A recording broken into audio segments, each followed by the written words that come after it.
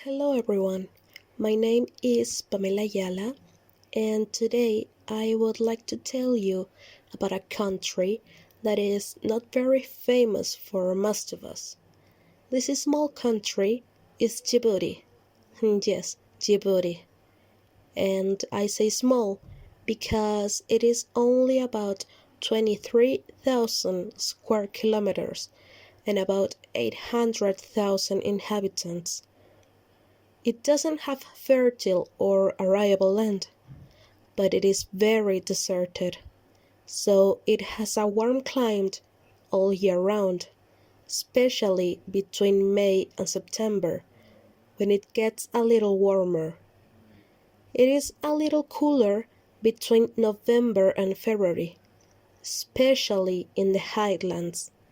This is an important fact if you ever want to travel to this place.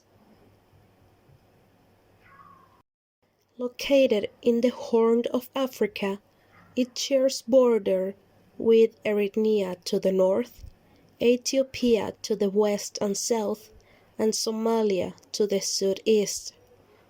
It has coast bathed by the Red Sea and the Gulf of Aden, so the country has a strategic location near one of the most frequented points of commercial navigation in the access to the Red Sea from the Indian Ocean. This is a multi-ethnic nation, influenced basically by two cultures, the Ethiopian and the Arab. At present, the Afar or Danakils in the northern two-thirds of the territory and the Somali partiality of the Isa in the southern third coexist in conflict in this small state. Let me tell you a little of their history. In the 19th century, France established a protectorate in this area called French Somalia, ruled by Léon Lagarde. In 1967, it was renamed the French territory of the Afars and the Isas. Yes, a rather long name. On June 27, 1977, it gained independence under the name of Djibouti. The civil war led by the Afar rebels in the early 90s was ended by a peace agreement in 1994. However, Djibouti's history, recorded in the poetry and songs of its nomadic peoples, goes back thousands of years to a time when the inhabitants of these lands traded furs for perfumes and spices from Egypt, India, and China. According to its political administrative organization, Djibouti is divided into 5 regions and 1 city. In turn, these regions are subdivided into 11 districts, some of which cover several regions. Each region, each district, and any other minor government is autonomous before the law. At this point, I had planned to name each region, city, and district, but I realized that in total there were 17 different names that you will probably forget instantly. It is not essential information, but if you want to know the names, you can ask me without any problem. For this small territory, the variety of landscapes is absolutely incredible. In the north, there is a tropical forest which currently houses the Day Forest National Park, where you can see the presence of a very rich flora and fauna, with many endemic species, such as the francolin, a bird, or the war dog, a vulnerable species. Likewise, one of the most emblematic animals of the country, the whale shark, can be observed. It doesn't represent any danger for people because this fish feeds exclusively on plankton. An important fact is that Djibouti is part of the International Agreement on Biodiversity, Climate Change, Desertification, Endangered Species, Law of the Sea, and Protection of the Ozone Layer. Low rainfall limits the production of agricultural products, so most food must be imported. On the other hand, there are very few natural resources, although they are very well exploited, as since 2004 adventurous sports companies have proliferated in the mountainous area of the country. Among the activities offered in the desert areas, you can make excursions in buggy, quad, and camel. The capital of Djibouti, the city of Djibouti, is a large seaport and the cultural and economic heart of the country. Here, I recommend visiting the Central Market. This is a wonderful place to see the bustling city life and local products. Other popular attractions in the capital include the Presidential Palace and the Hamouli Mosque. For the traveler, it's a safe place. Like always, you just need to pay attention to pickpockets, especially in markets and busy places. For the dress code, loose-fitting, like casual wear is recommended, although beach wear is fine for hotel pools in Djibouti City. Avoid dressing in skimpy clothes elsewhere.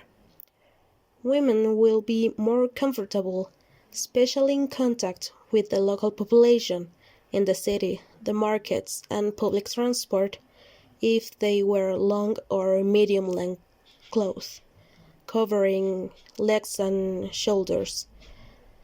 Djibouti's population is predominantly Muslim, so women are veiled. But wearing the veil is not mandatory for non-Muslims or tourists. Well, I'm going to go a little deeper into the most iconic places so you can imagine a little bit how these spectacular locations are.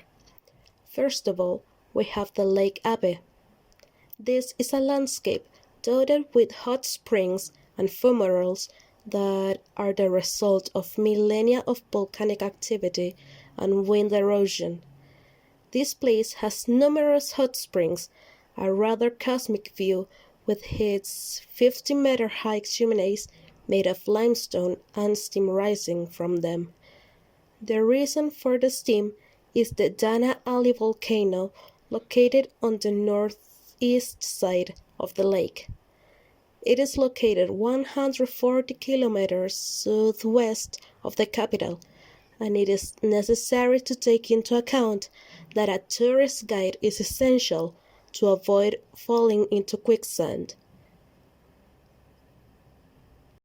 Then we have the Lake Assal, the lowest point in Africa.